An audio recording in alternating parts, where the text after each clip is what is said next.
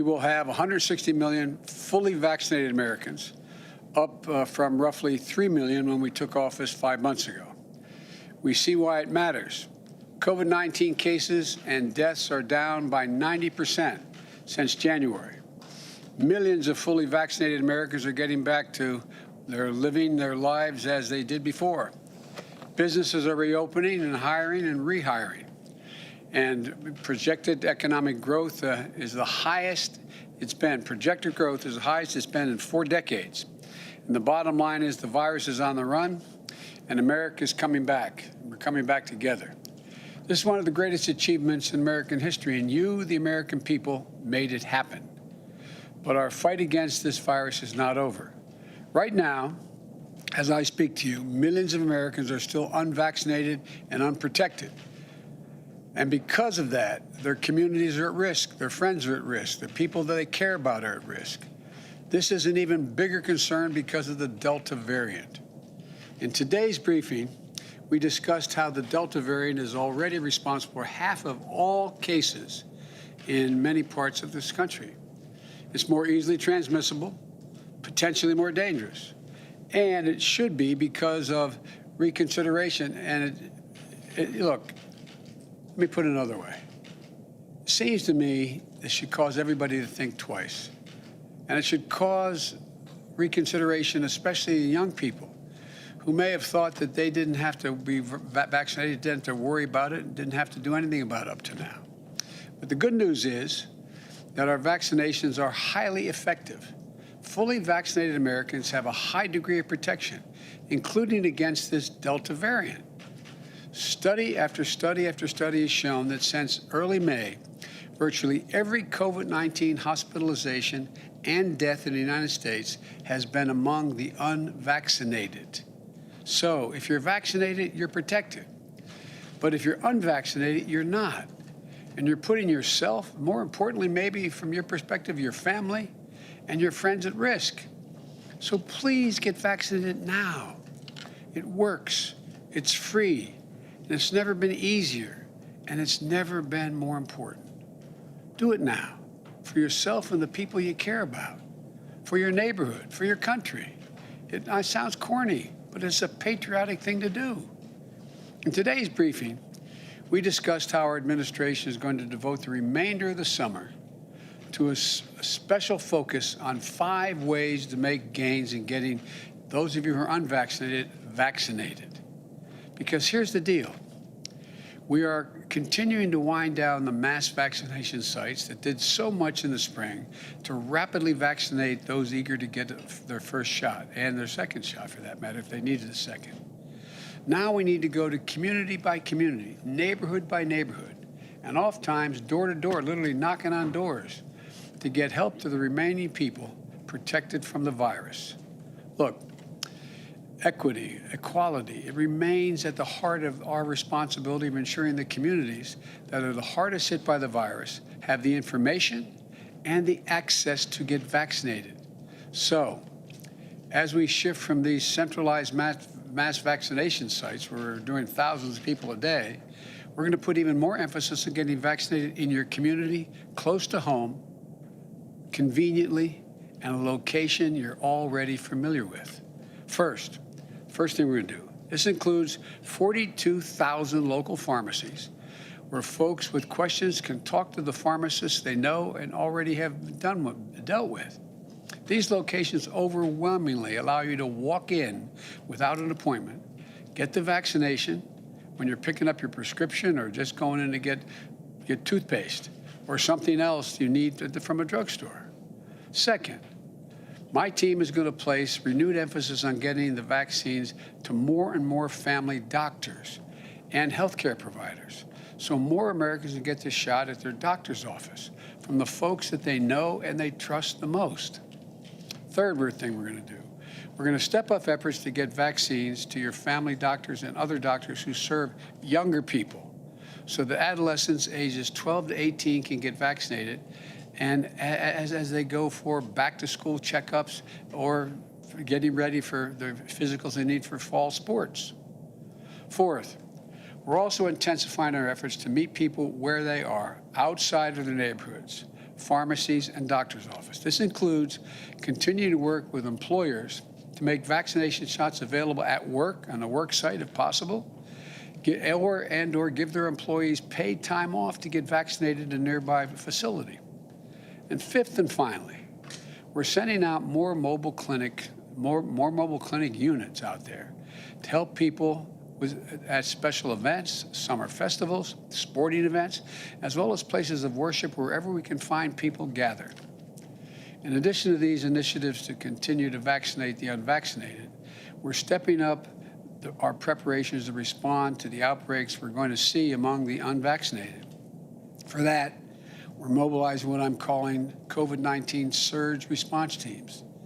These teams are made up of experts from FEMA, the Federal Emergency Management Agency, CDC, the Center for Disease Control and Prevention, and elsewhere across our government, other groups. And they're going to help states that have particular problems prevent, detect, and respond to the spread of the Delta variant among unvaccinated people in communities with low vaccination rates. And some states have very low vaccination rates. They're going to be able to we're going to deploy things like testing to expand detection of the virus, medicines to help treat the infected, and we're going to provide federal personnel to fill gaps in staffing and technical experts to help investigate outbreaks, because they're going to happen in states with very low vaccination rates. The bottom line is my administration is doing everything it can to lead a whole of government response at the federal, state, and local levels to defeat the pandemic. But we need everyone to do their part. Millions of Americans have already done that. We have to keep it up, though. We have to keep it up till we're finished. Let me close with this. We are emerging from one of the darkest years in our nation's history into a summer of hope and joy, hopefully.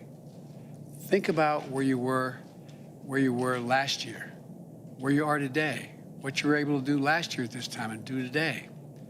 It's a year of hard-fought progress. We can't get complacent now. The best thing you can do to protect yourself and your family and the people you care about the most is get vaccinated.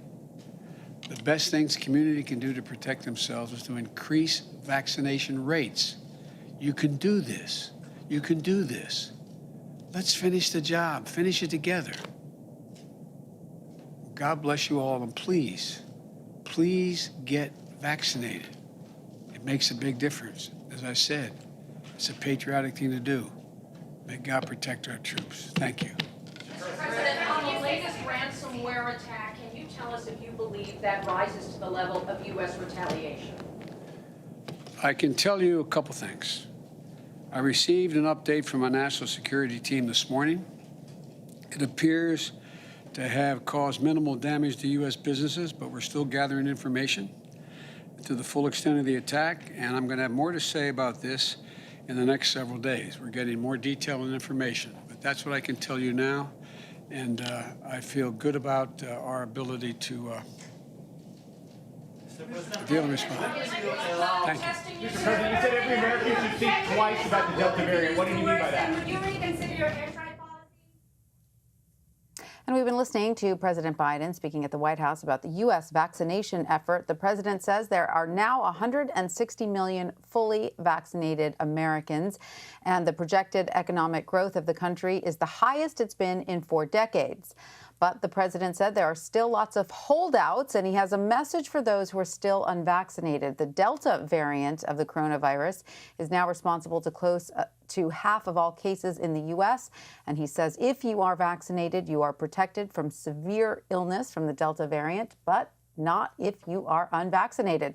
The president also laid out a plan to convince those who are vaccine hesitant to get the shots. His plan includes sending more vaccines to family doctors' offices where people might feel more comfortable getting the shots. For more on this, I want to bring in Dr. Teresa Murray Amato. She is the chair of emergency medicine at Long Island Jewish Forest Hills.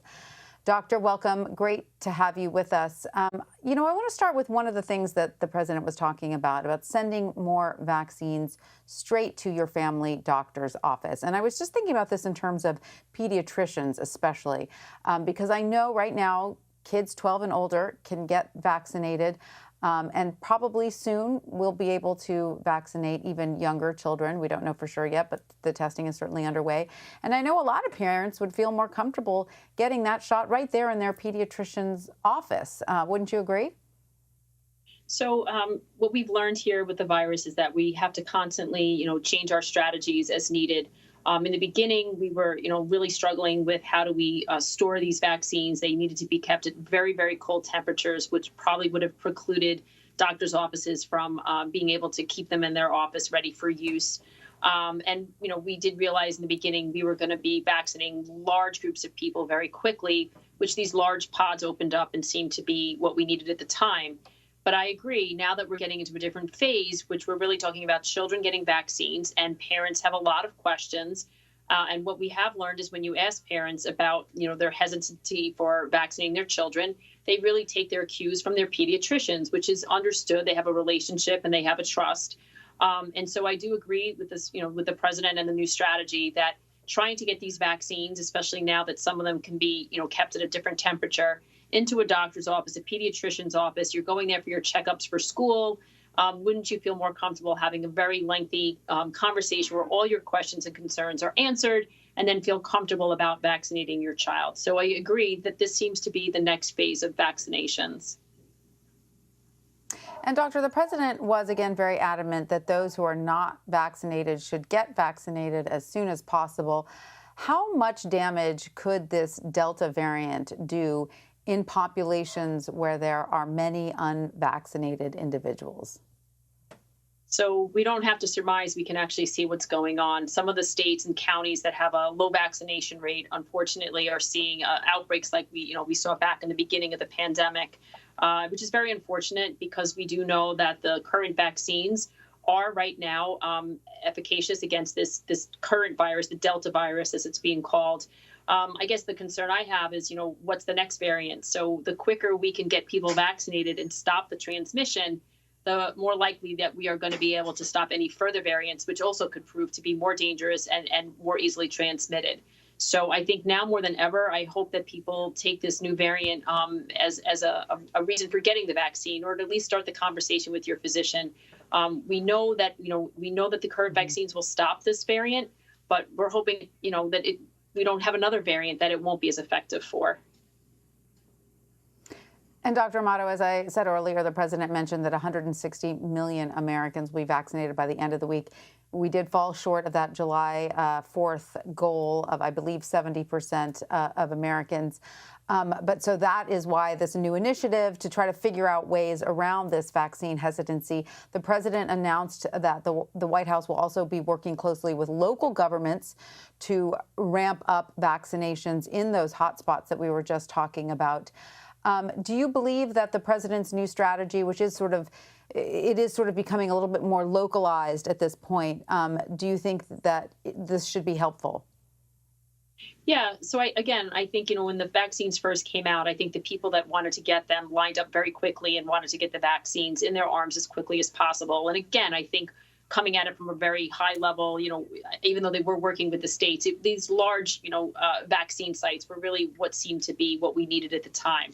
Again, moving into this new phase where we're seeing pockets of people as opposed to whole large areas that are hesitant to get the vaccine, we need to change our strategy because, we're dealing with people who have individual ideas and they come from different cultures.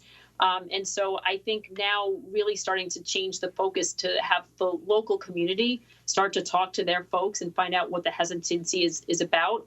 And sometimes it's not just hesitancy of thought, it's sometimes not being able to get to a vaccine. If you're somebody who needs to work 7 days a week and you're going to lose a paycheck or a day's pay to get a vaccine, you may not get that vaccine. So we really have to find out what it is that's causing people not to get the vaccine and to make it as easy as possible for people who want to get it to get it. The vaccination push continues. Dr. Teresa Marie Amato, thank you so much for joining us. We appreciate it. Thank you. We're going to take a quick break, but stay with us. You're streaming CBSN, CBS News, always on.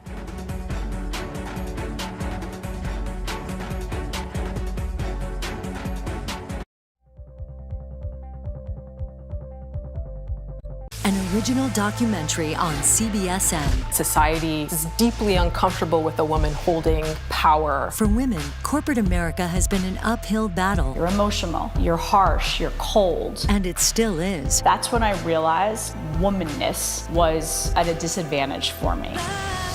Women of color sit at the painful intersection of race and gender discrimination.